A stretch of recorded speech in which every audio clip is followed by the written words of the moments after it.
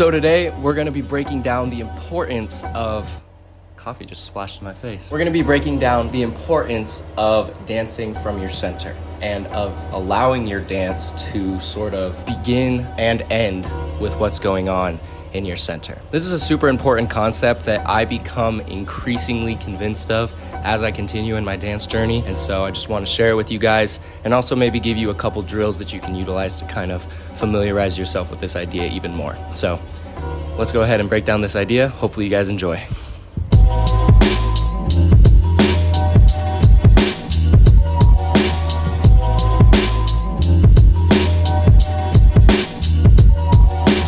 All right, so to break down the big idea that we really want to latch onto for this video a little bit more, I think what I really want you guys to grasp today is the importance or the significance of your dance being led by more so the center of you, the core of who you are, rather than allowing everything to be led by the shapes and the pictures and the ideas that we create with our arms, our legs, and our head, and all of our extremities, creating space for and allowing our body the opportunity to be led by what's going on already in our center. And that might be kind of confusing to some people, so I'm really going to try to show you guys exactly what I mean. So we're going to go over a couple of ways that I have incorporated this idea into my practice and just my personal philosophy behind this whole thing. And then we're also going to break down a couple drills that I think can really help to sort of open your eyes to the possibilities that are available when you allow yourself to be guided more so by your center and you let your dance live at the core of you as opposed to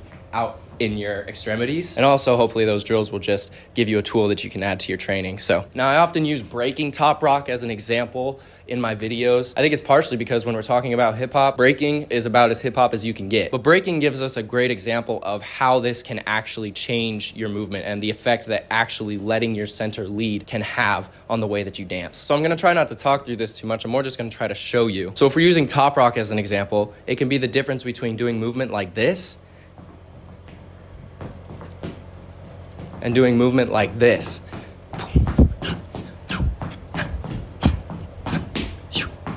Same footwork pattern, same timing with the feet, but the difference between the first and the second is that in the second, I incorporated and allowed the movement to be led with what was going on in my center. It's very easy to kind of jump the gun and like when you're asked to move or to freestyle, to just sort of jump in and start relying on your arms and just doing a lot of things. But I can't help but wonder what would happen if we allowed ourselves to settle for a second, center ourselves on that connection that we have with the music, connecting ourselves with a foundational idea or a groove, cultivating that in our center, and then allowing that to build within our body as we move, as opposed to starting out here, starting in here. So as another physical example, there's a difference between doing this, energy in the feet, right timing, place, and doing this.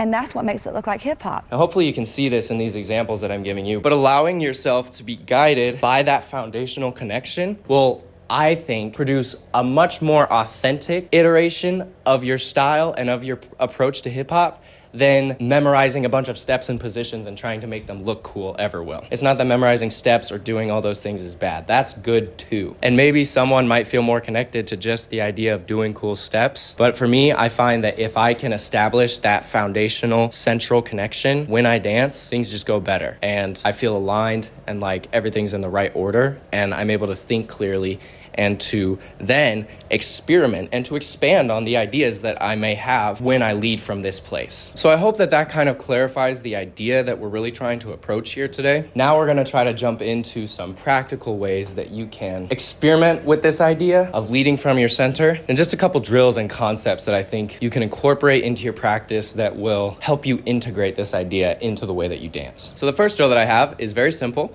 But basically, we're going to think about this idea of isolation, isolating the torso and only allowing yourself to move the torso and doing your best not to incorporate any of your extremities. So the drill is basically to turn on some music, find a spot in the room, and experimenting with all the different ways that you can move from your torso or move from your center. Now, for some of us, this might feel awkward at first. It still feels awkward for me sometimes because it feels very limited and it feels like you're not doing enough or that you don't have enough options to experiment with. And that's good. If you're experimenting that's good and normal, and that's exactly where you should be because that's what we're trying to combat. If you're finding that in yourself and it's frustrating, that's okay. Just confront that and be comfortable with feeling uncomfortable for a moment. Now, if you're looking for ideas to experiment with when it comes to your torso, you can think about concepts like twisting, expanding and contracting, experimenting with your shoulders and all the different ways that you can incorporate them, thinking about the incorporation of your hips and how that influences your range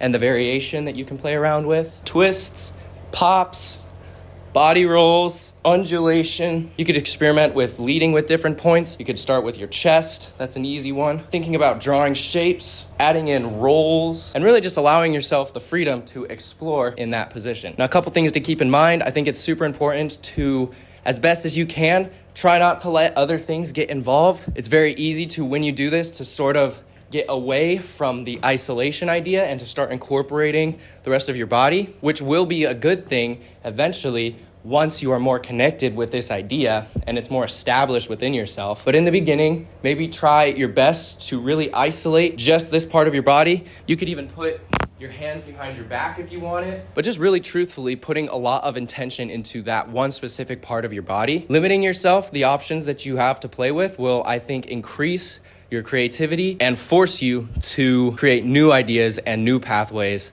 that you didn't have before. So that's our first drill, just sort of finding this isolation of the torso specifically, quieting all other parts of your body so as to attune yourself to more so of what your torso has to say and to how it can lend input to the conversation that you have when you dance. So that's the first drill. And then the second one that I think can be super helpful for you guys, because it's been helpful for me, is to sort of take the idea that we just talked about and to kind of build upon it or to just let it expand. This is kind of like the next step after you've experimented with this and become more comfortable with all the different ways that you can move your torso. So it starts very similarly to the last one, but finding a space in the room, turning on some music, and beginning around by experimenting with moving just your center. Now, rather than trying to explore all the ideas and different ways that you can move your center, for this drill, maybe you just latch onto one idea, one concept or one movement that connects you with the song or that really just resonates with the atmosphere that you're creating for yourself in your round. And from there, once you have that idea and you've established a relationship between your movement and the music, start to expand what that idea could look like in your body. Let's say you find in this little groove right here.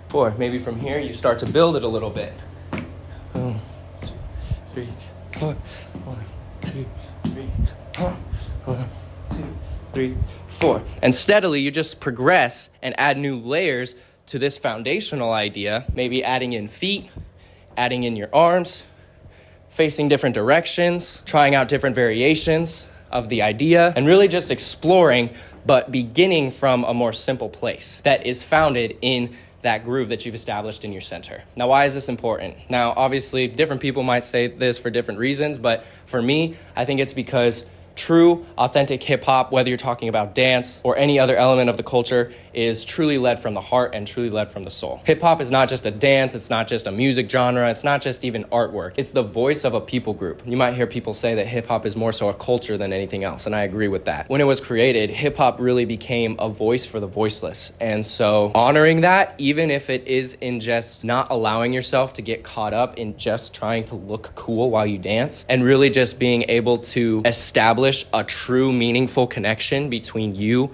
and the practice, I think is invaluable when it comes to dance and when it comes to practicing hip hop. But this is an idea that I utilize all the time when I'm freestyling. Sometimes it's just because I don't really know where to start. I think that that's also one of the biggest things for me is I always have somewhere to go or somewhere to start when I approach movement like this, because I may not be able to perfectly plan out a super intricate round that I'm gonna do right before I start freestyling, but I for sure can latch onto one movement idea that I might get from listening to a song or from something that just feels good when I hear the music or when I'm in that moment, I for sure can latch onto that. And then I for sure can add just a little extra to that. And then I can add a little more. And then I can add a little more. And then I can keep building on that until eventually you've been dancing for about a minute and you finish your freestyle round. So really that's the big idea that I wanted to present to you guys today. And I hope that I presented it in a way that is actually clear and helpful. I want to thank you guys so much for your time watching this video. At the end of the day, I'm hoping that this video will just sort of help you to establish more of a connection between both your original love for hip hop, the reason why you started,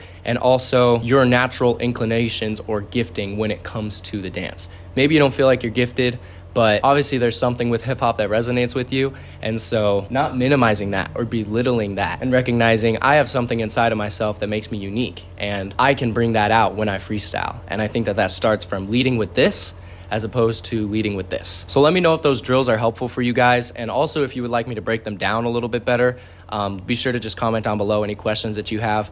And yeah, I wanna thank you guys so much for all your support. And I guess I'll just see you guys in the next video. Peace out.